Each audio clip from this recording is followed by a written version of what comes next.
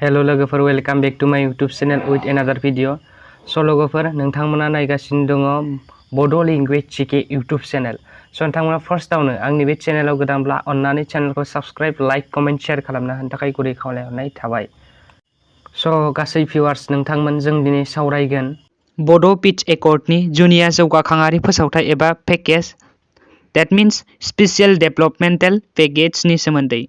10.1 दफा बादियै बिटिसिनि थामहिनबा बड'लेण्ड टेरिटरियेल काउन्सिलनि ओनसोल जौगाखांनायनि थाखाय आसाम सरकारा बोसोरसेयाव 250 कौटियै 3 बोसोरनि थाखाय राङारि अनसुंथाइ हरगोन।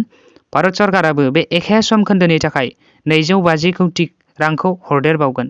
10.2 दफा बादियै सान्थ्रि हान्जाया बर' लाइमोनफोरनि नुजाथि थामहिनबा रिप्रेजेन्टेसननि बिबांखौ बांहोनो थाखाय आर्मि, पेरामिलिटारि फर्सेस आरो पुलिसफोराव बिसोरखौ थिसननाय जागोन।